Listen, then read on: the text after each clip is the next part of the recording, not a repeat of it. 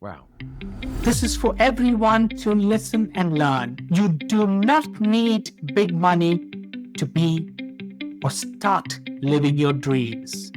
What you need is $1 million worth of discipline, grit, and determination that you can make it happen. That is a mic drop there, Coach Jacob. I hope everyone gets this. Everyone understands this. Cal and I live and breathe this as best we possibly can as well. And it's so good to hear this from you.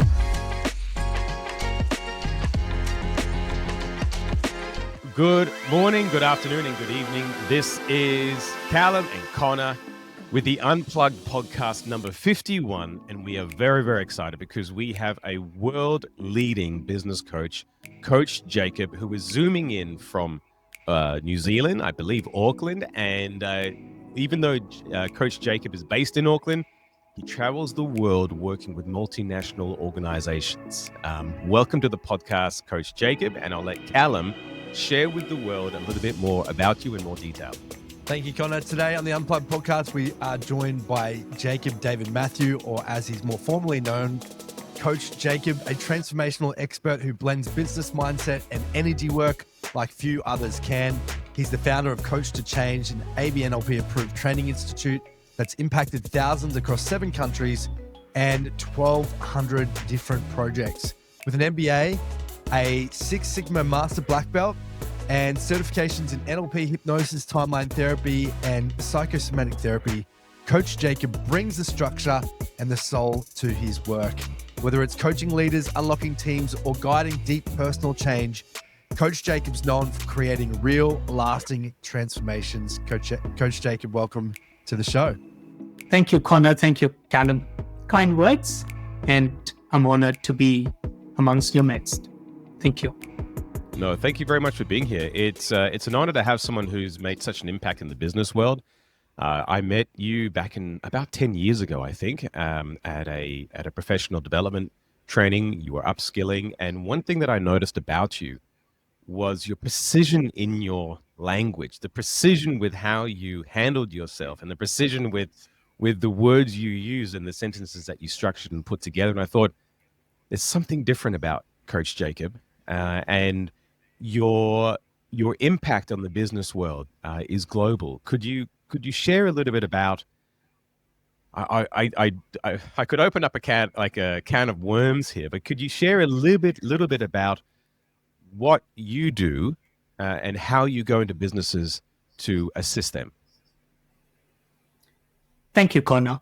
So there are 2 different verticals in my business stream. So one is the business coaching, and the other vertical is a life. I'll park the life into the parking lot at this stage. We'll look at the business part of it. No businesses are set up to fail. What fails in a business are the processes. No human being is ever coming into an organization to fail. They come in there to give their very best. It's the organization that sets them up to fail because of the variations in process. Wow, this is big. Straight away, businesses are set up to fail because of their processes. Right. Let's take a simple example. If you were traveling from point A to point B, which is point A is your house and point B is your workplace, and every day, if you are driving through a particular street, it keeps you at ease. And you know, I can start the car, I take my right, I take my left, I'm at my workplace. But every morning when you wake up and you start from point A and there's a diversion, which means 365 days, you take a different route, your mind is not going to keep you at ease. Because you are needing to create a new process every day for you to behave to reach your destination. And this is what happens in an organization when your processes are not standardized. So what I do as a business coach is I go into an organization with an open mind and I look at the cash to cash. When I mean cash is when you as an organization have paid money to buy raw materials which come into your organization and goes through a production process. And cash at the other end is when you are selling your finished product and you are collecting your receivables. I look at the entire process. I break it down and I then suggest recommendations, and I get the subject matter experts involved, take them through a process of unlearning to relearn, standardize the process, document it, train them to work on it, sign them off, and I move on. Wow. So this is what I do. Now, in a nutshell, that sounds quite straightforward. I would imagine some of the organizations you work with are substantial. They're global leaders in the field, and the steps involved would be hundreds of steps long, maybe more. It just seems like it is a spider web that you get into, and you make sense of the spider web. Conor, the biggest challenge, and this is for everyone else who's listening in the outside world, there is nothing, and I mean there's nothing in this world today which is called impossible. And I'll explain to you in a moment why. If as humans, we could take that huge mammoth of an organization and break it down into smaller bite sizes. And that is why I said cash to cash. I didn't say entire organization. I break these down into very small, different verticals. How does the cash go out? Which means what are your inventory management? So it looks at your supply chain, it looks at your inventory management. Then you pay the cash out and your raw material comes in. Then you break that process down into within your inventory management. How do you look at what comes in? How are you inputting that as your stocks? And how do you track your closing stocks? So you break these into very small bite sizes. The phrase organization is huge. However, when you start breaking these into smaller bite sizes, it's so manageable, it's so achievable, and so conquerable. Okay. When would someone get you? So when would they say, we need Coach Jacob? At what point do they think, this isn't working? Great question, Conor. A balance sheet is the dashboard of success for the organization. And you'll be really surprised, Conor, some large organizations around the world, they do not budget or plan. They prepare a balance sheet at the end of the event, which means damage done. So a balance sheet gives the organization very clear indication at the start or at the very early stages. Where is my problem? Is it the top line, which is your revenue? Is it my midline, which is my cost of operation? And I would never go down to the bottom line because your damage is already done. And you can't control the bottom line because your damage is gone. It's happened. So your indicators are on the top line and the midline. This is it. Kallum and I mention this all the time. It's sort of like after the Titanic's hit the iceberg, that's not the time you can fix it. It's hit the iceberg. It's about minimizing the damage. The best way to not get your big ship into an iceberg is to miss the iceberg completely from the very beginning. Correct. So to answer your question, when you need a business coach, make sure that you are able to track your profits, not at the end of the year.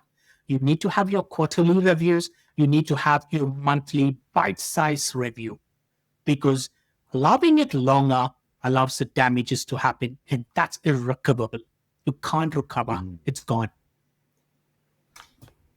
That's really great insights, Jacob. And it's interesting that you're saying that instead of waiting to the end of the year, end of the financial year, and some people wait even longer than that to figure out what their bottom line is, you're looking at it incrementally each month and each quarter.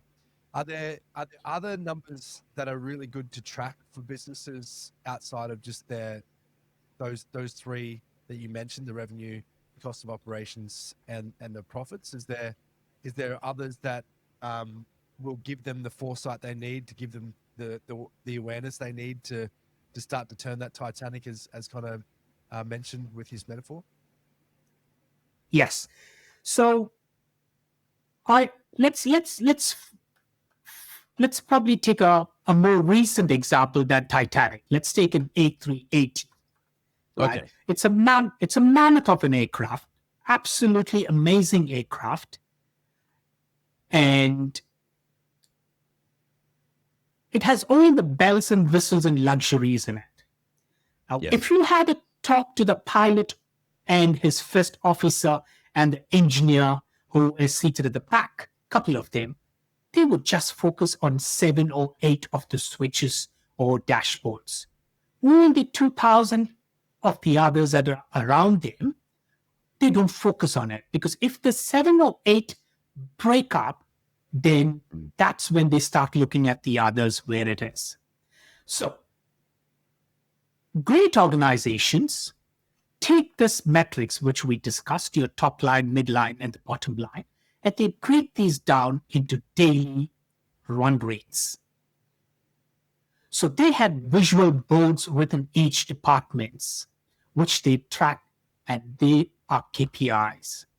What are my daily revenues? So if you are on the production line, what are my total production capacity today? What is my target for production? What is my defect rate that came out? What is my output? Similarly, what is my monthly sales? It's broken down into daily run rate. Amazing organizations break it down even into an hourly run rate. They have bells in their organization. When they have met the hourly sales quota, the bells ring in the organization. So it's great to have these 3 metrics, but then great organizations break these down into daily run rates. Right. This is fascinating. I feel like we should start a little bit more or go back to the beginning. How did Coach Jacob even find himself in this industry? Is this something that you went to school? You mentioned earlier offline that you were born in India, but you haven't spent most of your life in India. Where did you spend most of your life? So, Kallum and Conor, I was born in India, and my formative studies were in India. My first company that I got in are Tatas. The world knows Tatas. They are into pin manufacturing to aircrafts and submarines. They make everything. Oh, wow. Okay. Yeah, so they are a very large corporation in the world. In fact, I shouldn't be quoting this. The latest aircraft that went down was part of Tatas. Okay. Which killed 264 people. Yeah. So they have every organization in the world today. They are big giants. They are the owners of Jaguar and Land Rover. This is the business behind the business behind the business. Correct. They own it. I have been blessed, and I consider myself blessed. I would never say lucky. I've learned under the finest mentors in the world. So I've had some of the finest mentors, which directly reported into the owners of Tatas. So for me, those formative years where everything in life is a process, and for you to remove emotions and make evidence-based decision, you've got to have numbers. This is interesting. Yes, this is important. Numbers remove the emotions. You're able to take tangible actions. So that's where my foundation to learning that everything has to be a process. How you polish your shoes, how you dress, how you walk, how you speak. At the start of the conversation, you said you use the right words, because I do not listen to respond. I listen to understand. Fascinating. I'm sitting here and I feel like this could be broken up into probably 5 or 6 podcasts.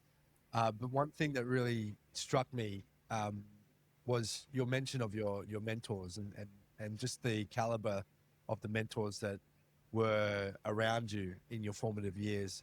And I know for me, I wouldn't be where I am today without the mentors that have helped me along the way throughout my childhood, throughout my teen years, my 20s, my 30s, and now in my 40s.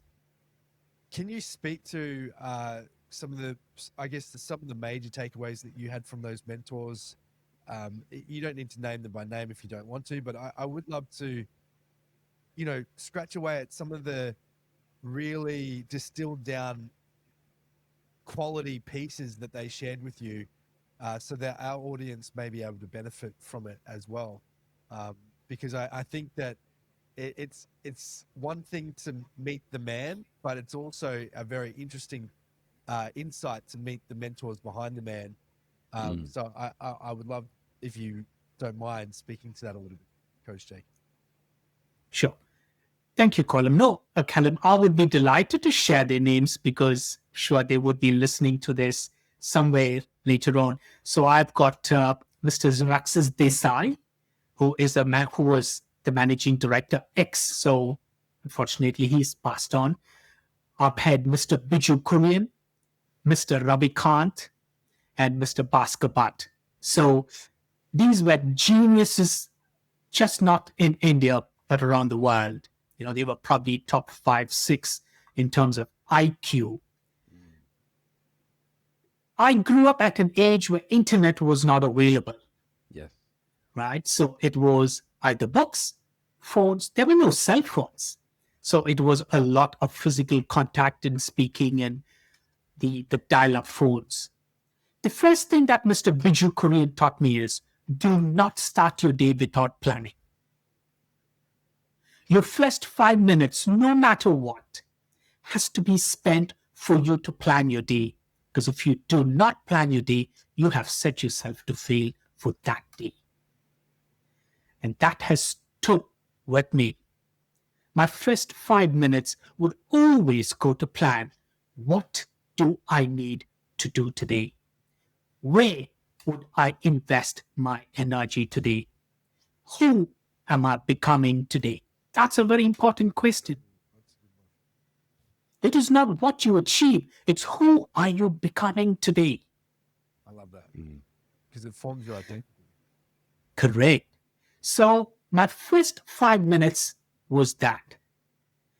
And very traditional because we never had iPads and computers those days were green screens. Probably take you 2 minutes to warm up and then the green screen comes up slowly. So it's all pen and paper, pencil and paper. So write it down, what is to be done, and wrap that paper and put it in your pocket. Because then you pull it out from time to time. Yes, I've done, tick it. And beside each of these tasks, it's very important for us to put a particular time frame by what you're going to achieve. Because then you have conditioned your mind. You're not allowed it to meander. You've conditioned your mind to say, this is what I am going to do. And I break my day into 3. A person normally would say, I've got a day today. But for me, it's 3 days in a day, which is get up in the morning. By 12 o'clock is one day. I review what has happened from the time that I've started to my midday. Where do I stand today? My second day starts from 12 running up to 3 o'clock. And my third part of the day starts from 3 running up to end of day. So I have 3 days in a day. I've got 21 days in a week. So these are things that have always stood with me, tried and tested. Because this allows me to do things that others don't like to do. Interesting you say it's what others don't like to do. Can you unpack a little bit about what would go into one of these 3 days?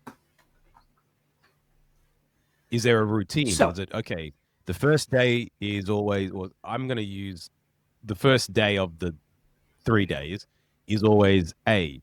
The second day from 12 till 3, I always focus on B. And the third day from C, from 3 p.m. till the end of the day, I always focus on C. Could you share a little bit about the strategy maybe behind each day there? yeah.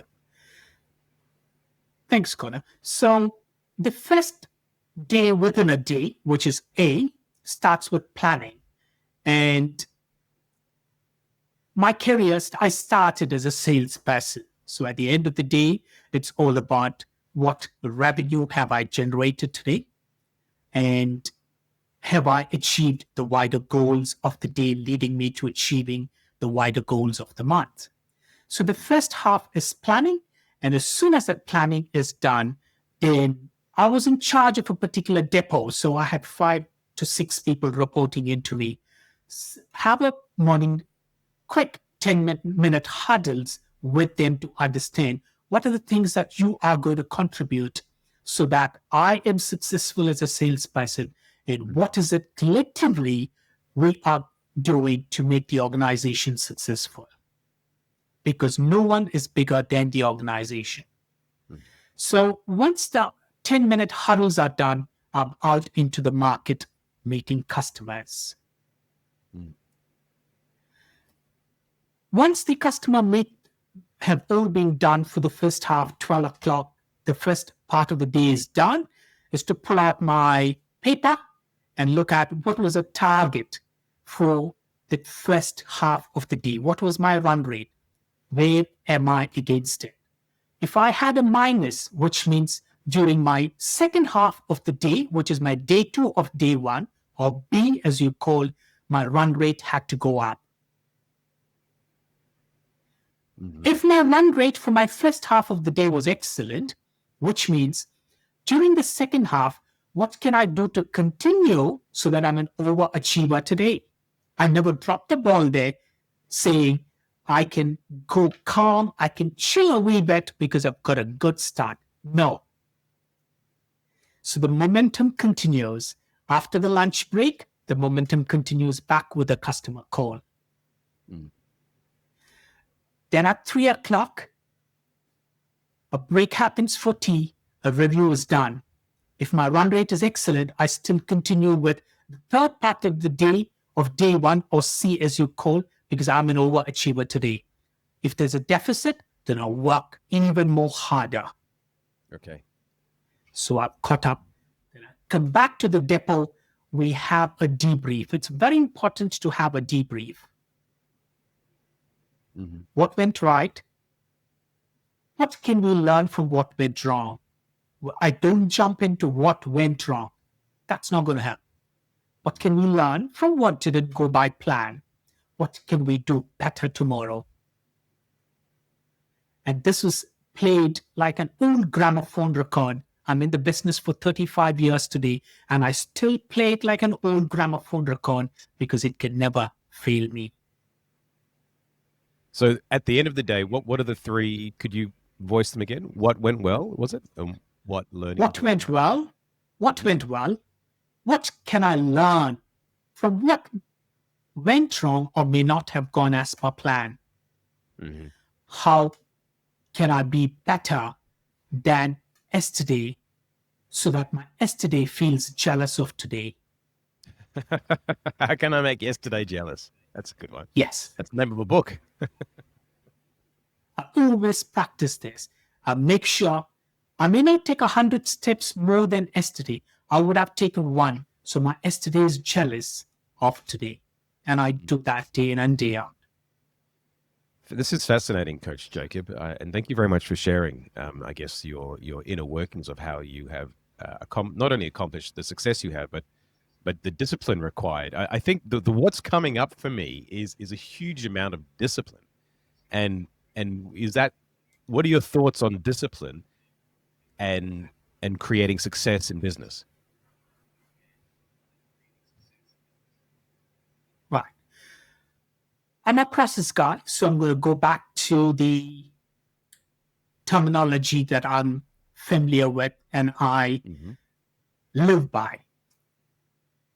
Being disciplined, being relentless is a mandatory requirement for any person to survive, Okay. especially in today's world, because today's world shows you a 60-second reel of the most powerful man, the most richest man, the most smartest man, the most fastest man. What that 60-second reel does not show you is the blood, the sweat, the discipline, the grit, and the determination of what they have gone through day in and day out to get to the 60-second reel that a person is watching and wants to become. Yes. Yes. So, discipline, grit, and determination. I have always heard the word, you can't do it. It is not possible to do it. My brain's shut off. All that I hear is, it is possible, you can hear, you can do. I love that. Because I have started my business with nothing.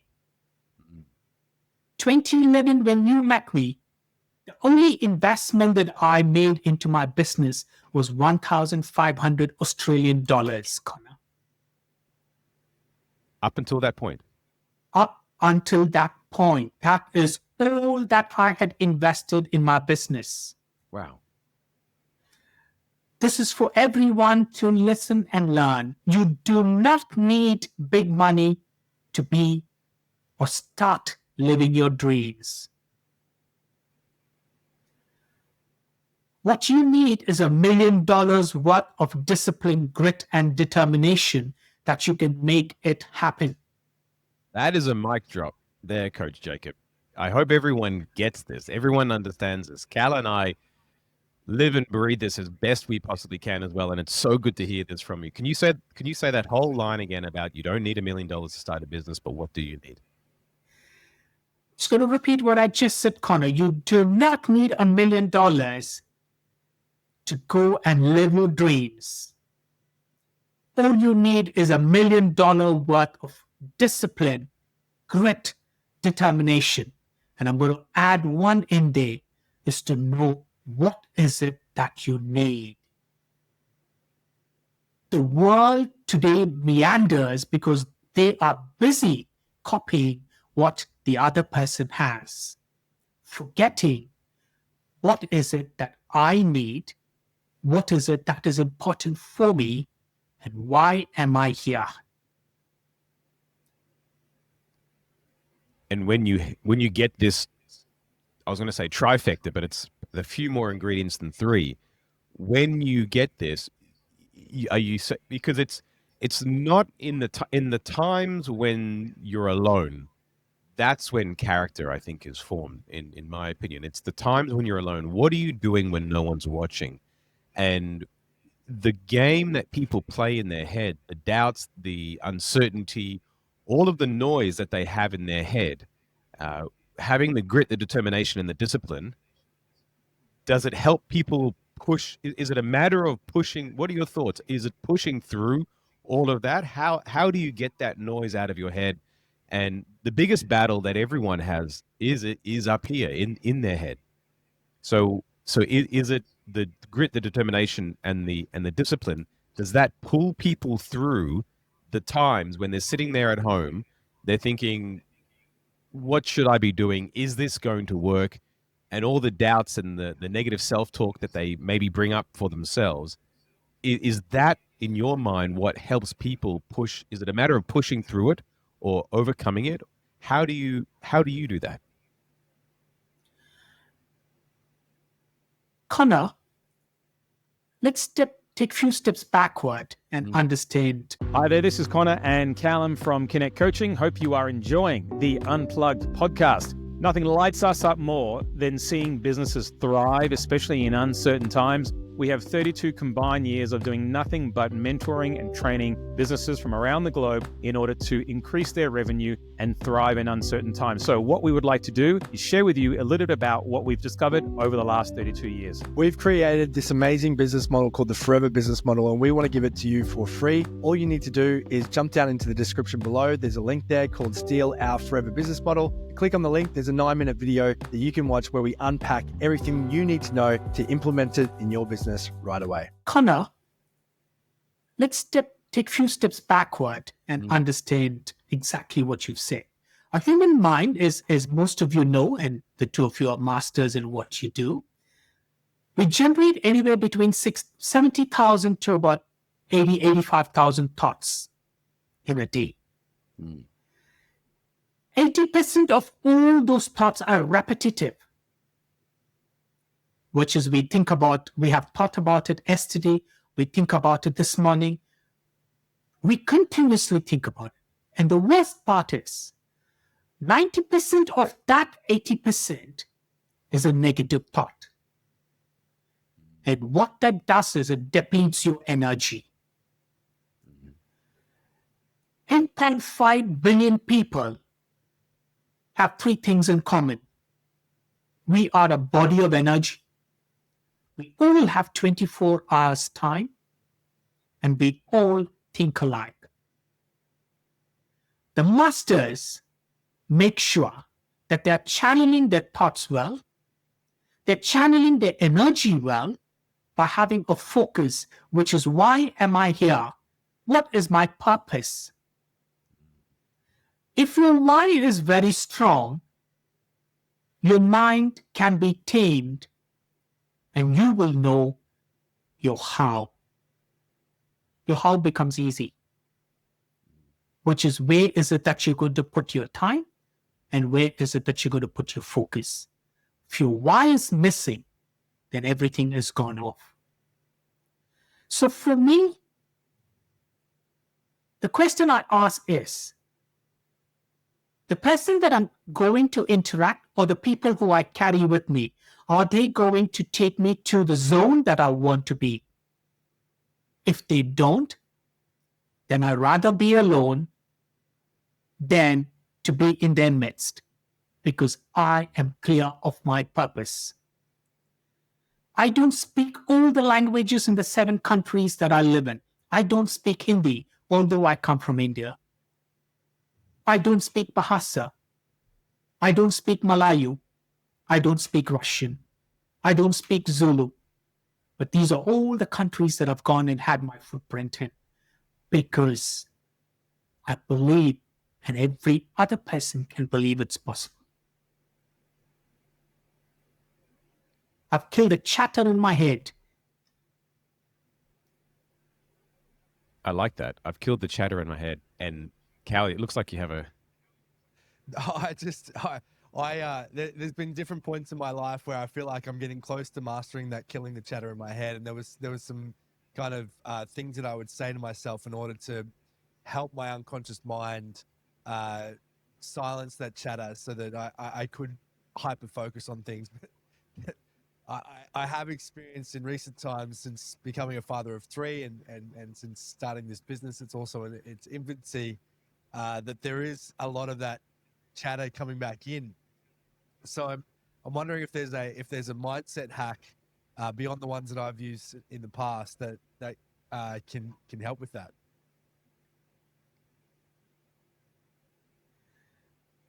Yeah. So, Kallum and Conor, I'm a normal human being. I'm like the other 8.5 billion people on this universe. There is one phrase that is so grossly abused in today's world, which is a phrase called awareness. People talk about it. That's right. People talk about it. You know, you've got to be aware. You've got to be conscious. You've got to be aware. Talking is one. Practicing it is magic.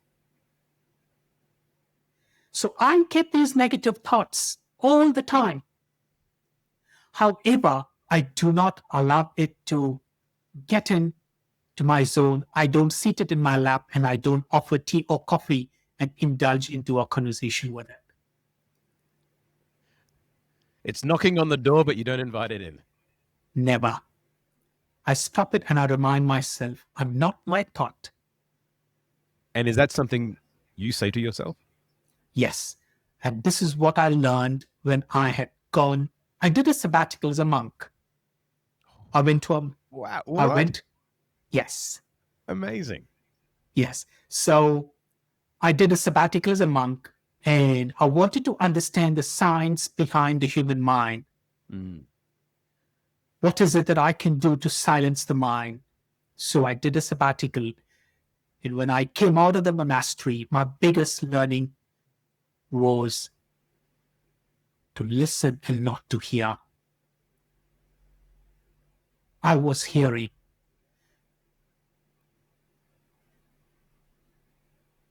I've just got a message from Kallum, Coach Jacob. He has crazy weather and his internet has dropped out, so he hopefully will be back on shortly. That's what this message is. We wish him well and he will. Yes. So did you go to the? This is one thing I never knew about you, Coach Jacob, the sabbatical. So can you where was this? What monastery were you at? Yeah. So 2019. So Conor, I was 2019. leading. Yeah, that's right. That's before COVID. So I was leading a very hectic life. I was traveling 30 days a month. The universe had been really kind that my client list in my calendar was booked. So I was flying 30 days a month and I couldn't fly anymore. And I did that for a good 12 years. I woke up one morning and I asked myself, there should be something more than just making money and leading this hectic life. Mm. There was a calling that came up and I don't know where it came up from. And I told myself I'm going to take a break. And I went over to Bodh Gaya. So that's where Buddha under the Bodhi tree sat and had got his enlightenment. So I went over to Bodh Gaya. Where is Took a Bodh Gaya? sabbatical. Bodh Gaya is in India. Okay. It's in India, and it is, you get off at a state called Bihar. You fly in there, and then you drive down from there to the monastery, and that's where Bodh Gaya is. So it's a world heritage site at the stage because that's where Buddha attained his enlightenment under the Bodhi tree. And that was 2019. And That's why. The purpose was to have more control of your mind or to understand it more effectively, better. And when you came back, that was just before COVID. Offline, you shared a story with me that you were traveling for work and you ended up in India and the lockdowns came and you had to stay in India. The lessons you learned from the monastery, do you think they played an important role, a needed role for helping you through that difficult time when I'm shying away from the word trapped, but you were certainly restricted in India because I believe you were heading back to New Zealand. Yes, Conor. So even before I answer your question, and this were my learnings in 2019, and my learnings were anything that happens in your life happens for a purpose. Mm-hmm. Mm-hmm. So in the year 2019, there's no one in the world that predicted that by 2020, 2021, we're all going to get locked down. The world is going to get rocked by COVID. None of us knew about it. However, the universe had already charted my path. So the strict monastery allowed me to get through my 8 months of staying locked in a single room. You were locked in a single room? You could not leave that room? No, I couldn't leave that room because I wasn't vaccinated. I had a huge risk because those were the formative stages of COVID and it was really potent. That's when a mass deaths were happening, and I didn't have my vaccination at that point in time, and I would put myself to rest. So the best option for me was to stay confined to a room and keep myself safe. And this trip in the year 2019 to the monastery allowed me to stay so calm through these difficult times when I was there, stuck in India, not able to come back to New Zealand because the flights were cancelled, and New Zealand had a very strict MIQ, which is, you had to book those rooms to come in and stay in there before coming into the wider public. Yeah. It was an interesting time, absolutely. So I'm gonna backtrack a little bit, Coach Jacob. You said you had your business for 35 years now? 13 years in business and 35 years in total, all put together, working with MNCs and running my business as well. Fascinating. So your business has only been, so when we met, you had just started your business. Hey, Cal, welcome back, buddy. Thanks, guys. Sorry. Correct. Technical issues. They're all good. So, Coach Jacob, so you had just left the corporate world and you were starting your own business at that point. Correct. And Conor, I had a small fear that held me, and a very small fear that held me to say that, Jacob, you are in such a comfort zone. What are you doing to go out of that and start your business? And the training that I attended, Conor, which you were a part of, and yes, Kallum, I'm here. Later that you joined as well, allowed me to just tip over that small little fear. And then there was no turning back at all. Do you mind if I ask, what was that fear? Because there are many people listening who do listen to our podcasts who do have a very well-paying corporate role. Many want to take that leap and do something and leave their own leaving legacy with the world and create their blue ocean. And they have fears or whatever it is holding them back. What was it with you? And your decision to even start your own business would have started, I'm sure, years before you even took the action to start your own business.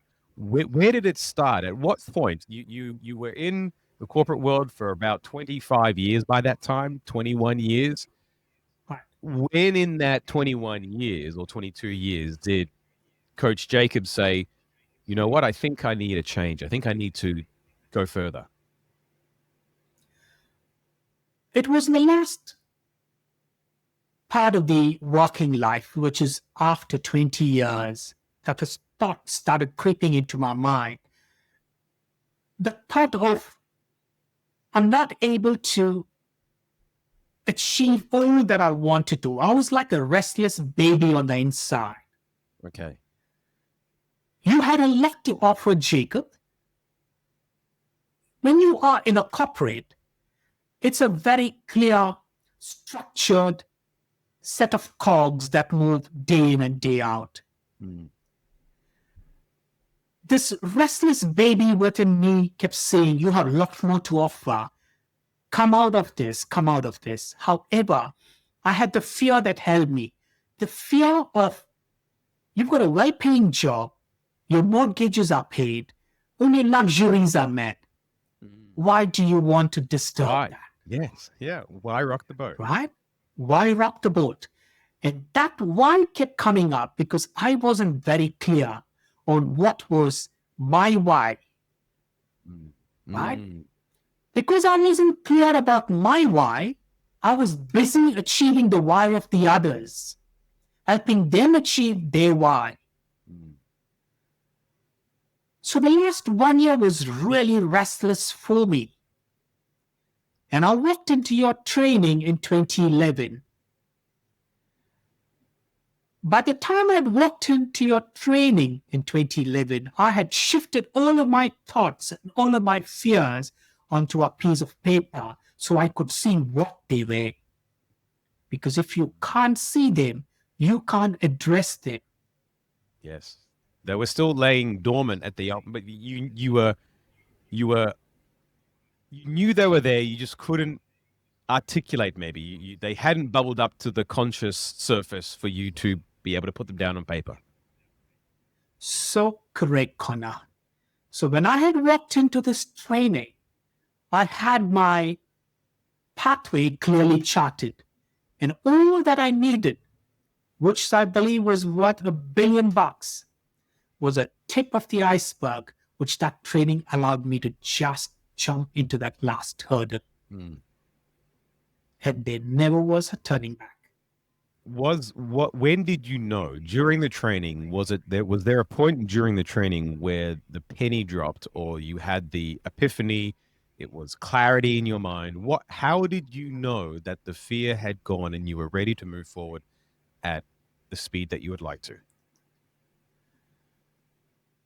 One, it was a clarity, and second was a dynamics that I learned, that it is your thought, and your thought is not the reality.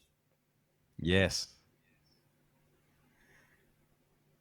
So that is so powerful. It is easy for a person to preach.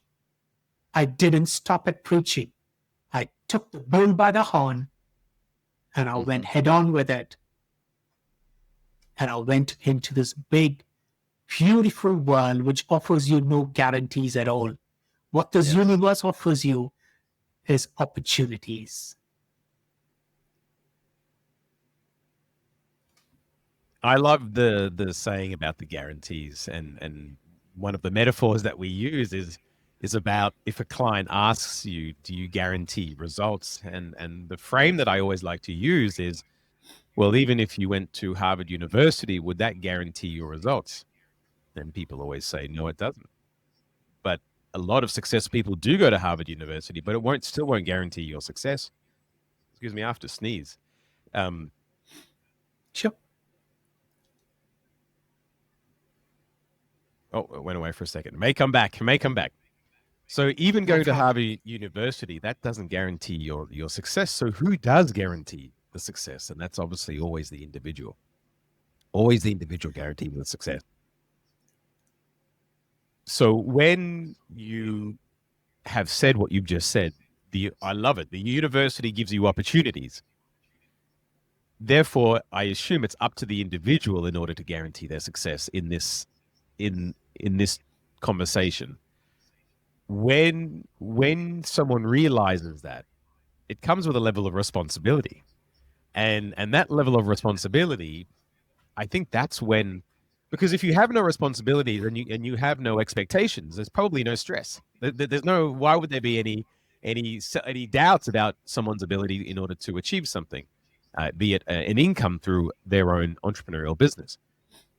So when the expectation is put on, quite often that's when the quote pressure is put on. That's when people can have those negative thoughts that pop up in their head. Am I good enough? Am I not good enough?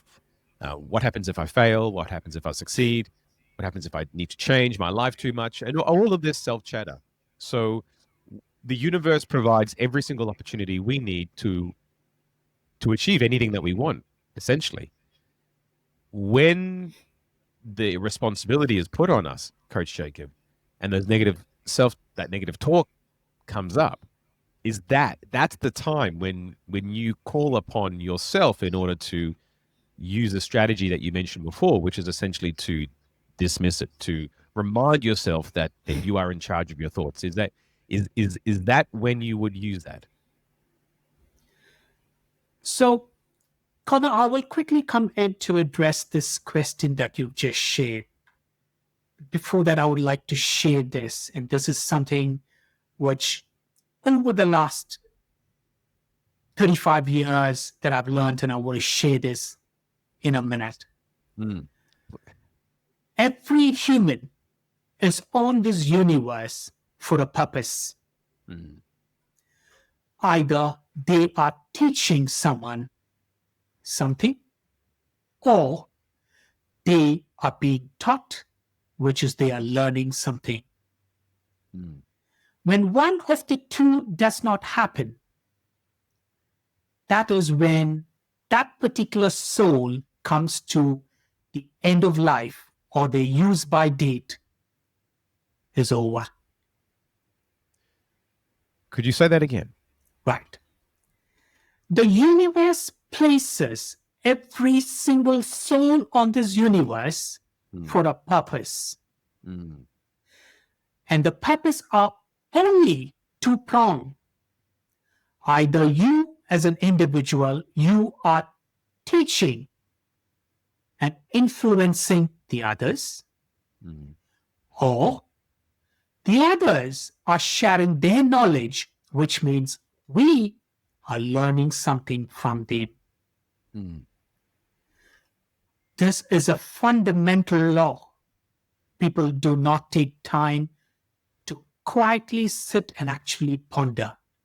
Anything that happens in their life will only fall in these two categories. When either of that is not happening at all, that's when the universe comes in to say, it's time to say goodbye. This is deep. Is that a learning you've gathered through life? Is that something that's been taken from the monastery through that you learned through the monastery, or is this a self lesson learning that you've come to realize? It's a self-learning that I've realized. So since I've got this fundamental always at the back of my head, I ensure either I am positively having an impact on the soul or the human that is seated in front of me, or I am sitting there with an open mind to learn what can I learn from the soul that is seated in front of me. And then you said, and when this is finished, was that your words? When this is finished? Correct. When either of this is not happening,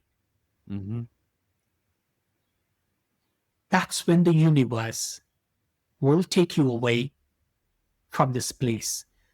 It's important, Conor, and I will come back to you in a second. There is nothing, and there is nothing in this world that any human owns. We are caretakers to everything that's been given to us by this universe.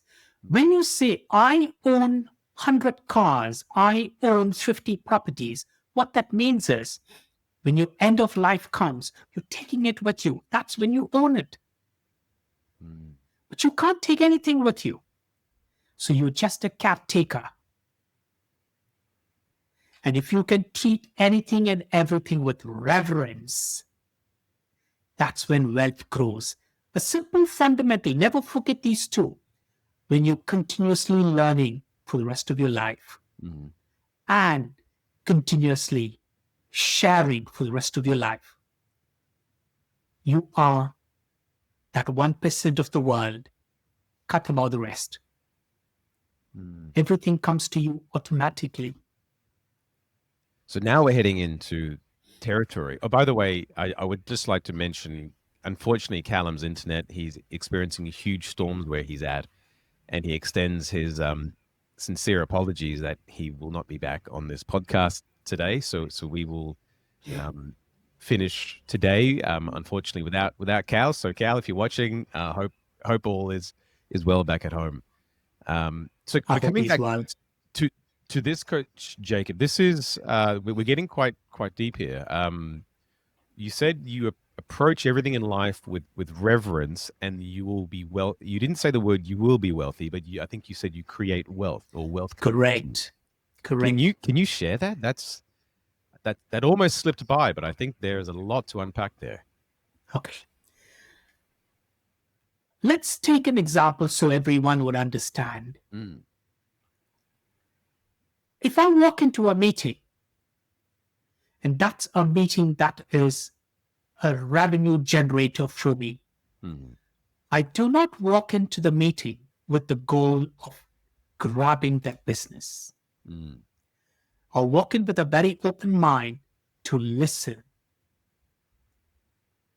When you are listening, you are not in a rush to respond. And I have no expectations when I walk in there. When I have listened to every word of what that client gives me, it allows me to ponder and then finally respond in the same language and with the same words that he had communicated to me. With the only addition in there would be, what would life look like for you if I were to help you remove all of those shortfalls that you just mentioned? And I keep quiet. So this has allowed me to have a 99% strike rate in terms of conversion. Right? So what have I done? I wasn't there to have an influence on him. I was there to learn from him. That learning has allowed me to then transfer my knowledge for his well-being and his organization's well-being.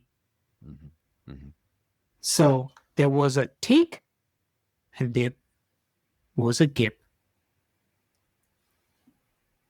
I like how you unpack that. And you mentioned the word wealth, and I like that word. And a lot of our community members look at new ways to create wealth for themselves. With all of the directors, managing directors, CEOs, entrepreneurs, business owners that you've worked with over the many years, both in the corporate world and as under your own Coach Jacob business, is there a pattern? Is there a trend of the most successful people who seem to create wealth around them? And anyone who is great at what they do, you mentioned the example of the Olympian sitting on the podium, standing on the podium with the gold medal around their neck. We see that 60-second reel. We don't see the 8 years of blood, sweat, tears, grit, determination, discipline, the 5 a.m. starts, the 3 a.m. wake ups in order to get there. Behind the veil of the successful CEOs of businesses who seem to create wealth, who seem to attract the right people around them, in your mind, because I'm sure you've been at a lot of dinner tables with them, you've been in boardrooms with them, what do they do differently than most others that put them in that position time and time again? If I have to share what is a common trait, and this is across the world because my clientele is across the world, and I've picked up a very common trait with the most successful CEOs, managing directors, or owners. One, they plan. The day never starts without planning. Okay. The second, they strongly believe in the 33%, 33%, 33% rule, which is 33% of their time they spend with CEOs at their own level. Okay. So they are learning and exchanging. 33% of their time is spent with their people, coaching and mentoring. The other 33% of their time is spent by they being mentored and coached. So there is learning, there is sharing, there is growth happening. All the three. Okay. So with the saying, you are the average of the 5 people you hang out with, there's some truth in that. Correct. Now, to answer your question, planning, 33% role. The most successful CEOs, and I don't gauge success only in terms of sheer wealth, Wealth automatically happens in terms of happiness, in terms of a good family, all of it put together collectively. Wealth always happens. Yes, they have very limited friends. Interesting. They do not have. They wouldn't need more than a hand to count the number of friends they have. However, they have millions of acquaintances. Yes. Okay. They're not friends. Their friends are minimal. They just need a hand, just a handful to count. The next very important part is these CEOs, their dreams, their aspirations are not shared in public. And when I mean shared in public, you will never find them on the social media platform announcing, my goal for this year is to make $1 billion and I am doing it. No. They have a very quiet life. In 1 year, Humble? Would humble be the right word? 100% right. They are so humble. Another important trait is they are excellent listeners. They will drop the question and they never run into conclusion. So they're not in a solution mode because they strongly believe 10 heads, if they have 10 senior leaders within their team, 10 heads far outbeats the single head of a CEO. He would throw his question out there, and that is it. His listening is amazing. At the end of the day, he's made a wise decision, not because he has thought through it. He's got the inputs that he requires, then he's thought through it. And the last trait that I've seen with all of these people are, they never go to bed without their reading. Without their reading? That's right. They make sure they read before they call it a day. That is really interesting. Yes. The first two I can understand. A close set of friends on one hand and a lot of acquaintances, so that a very good network with a few close friends.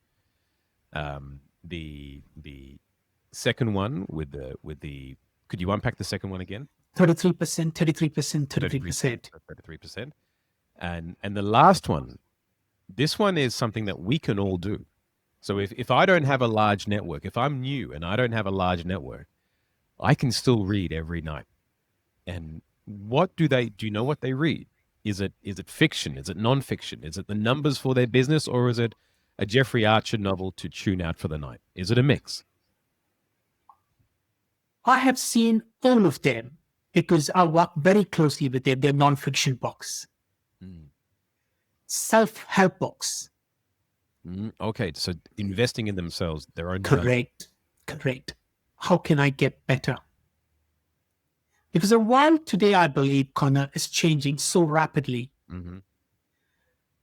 Yesterday's ideas are today's no-value strategies. It changes so fast. Kallum put a post up the other day, and it was about AQ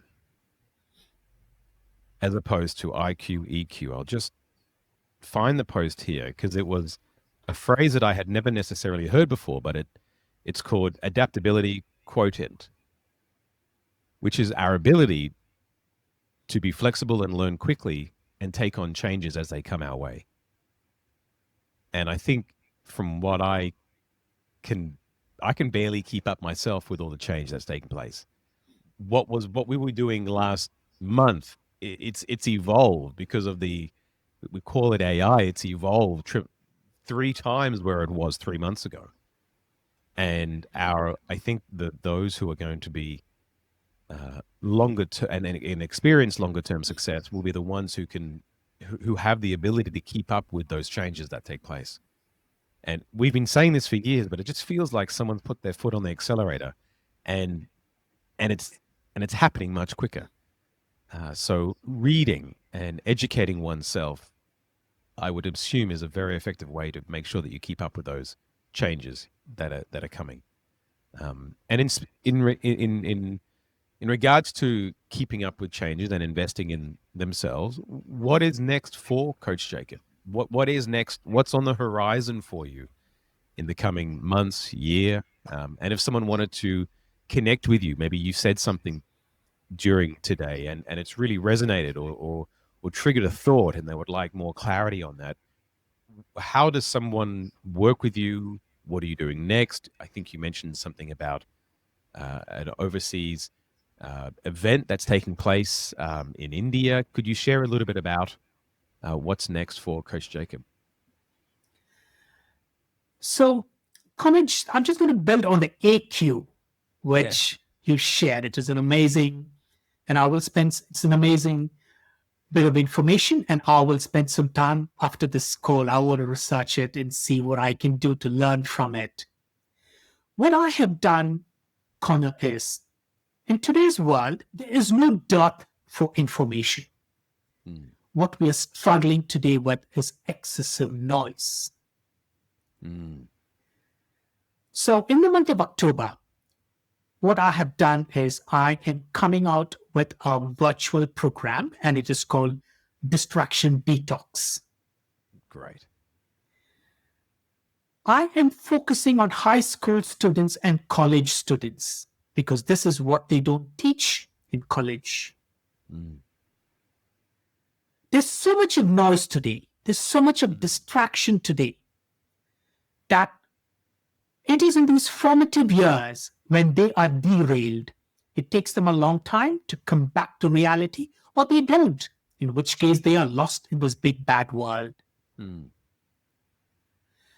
Every time a human hears a ping on their phone and moves away from the task,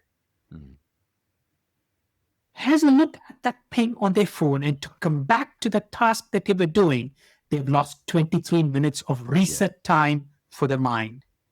Yes, out of their flow state. Yes. Correct? So when someone is studying, especially when they're a high school student, there's so much of noise today. Distraction detox allows them. I'm not saying that you have to be out of social media. There is a time that you need to be in social media activities. That's when you do not need much energy. Your peak energy states should go into high value output tasks. So distraction detox is looking at how do you create an operating rhythm based on your energy spikes and drops and how you can use them. So that's coming out in the month of October, and I'm focusing only on high school students and college students. Such an important generation of our Correct. society in order to focus on. And this, the intention, the outcome of this is to, I guess, teach the high school and university students how to maintain a flow state more consistently. Is that, and therefore their output will be significantly higher than if they're distracted every 5 minutes? 100%, Conor. So the whole raft of tools and techniques that they can use for planning, right? And then it all comes back to discipline, determination, and staying resilient and staying consistent. So Distraction Detox is a 90-minute virtual session. Okay. And it looks at all of these tools and techniques. It allows them to understand how can they get into that flow state and control the mind. Because the very first point of change is to silence the mind. If you can't silence the mind, you can't tame the mind. If you can't tame the mind, you can't control the mind. Can't change, yes. And if you can't control the mind, change is not going to happen. So silencing is a very first part of it. So I'm taking them through all of those tools and techniques, but how do they get into silencing the mind? And how can they tame the mind? How can they control the mind? And how can they use it? Now, is everyone listening here, some may be university students, some may be high school students, some may have kids who are at university or at high school. It could, even though it's not necessarily designed for the public, if the public connected with you, is that something that they could experience, or they could have it for their own silencing of the mind? 100% Connor. So today what's happening is, it's not the physical abuse, the substance abuse that's a big threat to humanity. It's the blue screens in the digital age that is a biggest threat to humanity. Depression, anxiety because of comparison. The screen time, right? How can I be? What is a hack? There's no hack in today's world. You have to go through that grind. Whatever it is, if you have to study well, if you have to earn well, You can't skip the pain, I think. You can't. Was one. And another one is choose your pain. You're going to get the pain of mediocrity in the long run, or the pain of growth in the short term, to enjoy the fulfillment of success in the long run. correct. So distraction detox, more than happy. Anyone can join it if they believe that they would like to take control of their life away from screen time, getting distracted. Their productivity is low. The operating rhythm is bad. It's a great time for them. My website is there. It's www.coach2change. It's the number 2. It's not TO, change.in. All of the details will be on that shortly. The team are developing that. Amazing. I am on my Instagram handle. It's coach_Jacob_Mathew. There is the first blurb of the program has already come out. Good. It's in there. Oh, Yeah. I'm here. Yes. Yeah. So all the information will be out. Hopefully, Instagram carries it, but on the website within a week or 10 days time. Amazing. So it's www.coach2change. It's the number 2. It's a numerical number. Yeah, 2. coach2change.in. I'm surprised that hasn't been taken. I mean, I'm saying it cautiously because I think that's such a good website and domain name. I would have thought it would have been snapped up many years ago, but it hasn't. So well done. So www.coach2change.in, and in the next week or two, that website will be up and running, and anyone can find out more information, download it, become or sign up and attend in October if they would like to. And your Instagram handle is coach_Jacob_Mathew. That's right. By the way, Connor, the website is already there. It's the information on distraction detox that will be there in the next 7 to 10 days. Oh, got it. Okay, so everyone can jump on now, check it out, yes. save it in their browser, and Yes. and there are other opportunities for them on that website as well. Yeah. Brilliant. And you mentioned India. Offline, you mentioned an event in India. Could you briefly? I'm excited about that. You know, I've been in the training space for 21 years, and I love live events. In fact, Kallum and I are running a live event in Sydney coming up September. This is my plug. September the 12th, 13th, and 14th. Connect and Convert live over 3 days. Can't wait to be back in the training room. I did it in the UK in April, and this is going to be something special with Cal and our communities here. So could you share briefly what you're doing in India in 2026? I think you said around March. Yes. So as you are aware, Connor, India is on a great trajectory to growth. With growth comes its own challenges, and challenges are on how people cope. Anxiety, depression, sleeplessness, anger. All of these are on the rise. All on the rise. Clear, yeah. With growth, these grow up as well. So I am going over to India in the month of March, and I am doing a physical program called Mind Shift Movement. It's a 2-day event. And I chose India because I was born there and I want to give back to the community. It's a 2-day transformation program. And people could, because at the end of the day, it's all about how can I control the mind? How can I science the mind? How can I control the mind? How can I tame the mind? Mm. And how can I use it? If these 4 steps are very clear, you're a sure shot, guaranteed winner in life, no matter what pathway you take. So this 2-day event, which is Mind Shift Movement, is what I'm taking to India. So it looks at the very fundamentals of how thoughts are created. How does the mind behave? What is it that you can do to distract it?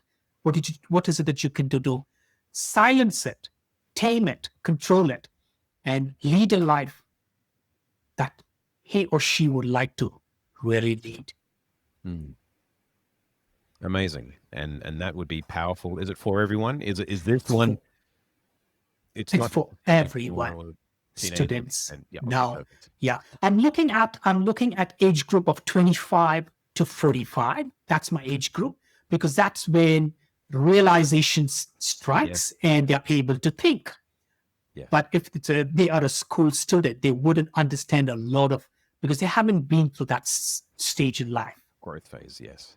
Brilliant. And if someone wants to find out, if we have listeners in India, and if they would like to find out more about that, Coach Jacob, is it through Instagram? Is it a separate website? Is it on coach2change.in? Is it already on there? Coach2change.in will carry that very soon. So my first focus is on distraction detox in October. And as soon as that is done, there will be a page within this existing website, which will talk more about it. Thank you very much. When we put this on YouTube, we list all the websites as well. So if you're listening and watching this on YouTube, check out the comments. The links will be there for the websites and Instagram handle mentioned before.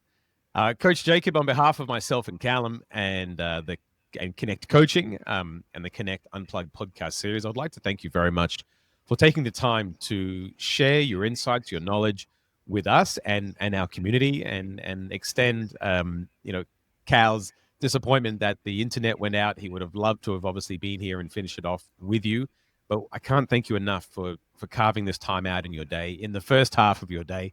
Mind you, in New Zealand now, it's about 12:30 p.m. Correct. So we're in lunch break, or the second half, or the second day within the day. Thank you very much. What you've shared has really taken the conversation to a level of deepness that we enjoy going into, and sharing your personal insights about the world, about mindset, about who we are, the greater question, why are we here, and who are we? And I believe that you have so much more to give, and would love to have you back at some point in the future, maybe after you're back from India, or just before you go. I think that would be an amazing time to share your learnings, and you can share the learnings of the October event with our members to see the results that you've had and the impact you've had with those high school and university students. Sure. Conor and Kallum and Team Connect Coaching, I'd like to thank you for giving me the opportunity so I could to share my learnings with the wider world. And I hope that those listening to this could just pick one for what was shared today and make a difference in your life. Before we go, I just want to remind every single person that will be listening or is listening is this universe does not give us any guarantees. However, it offers us massive opportunities. So go grab it. And if there's anyone who's preventing you from grabbing, it is only you. I love that. Thank you again, Coach Jacob. Thank you, Conor. Thank you very much for watching the Unplugged podcast with Kallum and Conor from Connect Coaching. Hope you loved this guest this week as much as we did. Cal? What we wanted to remind you of is that if you wanted to steal our forever business model, which is perfect for all sorts of businesses around the world, to start to build extra revenue in your business right away, get instant access by clicking on the description and going into the link below, watching the 9-minute video where we unpack everything. See you next up.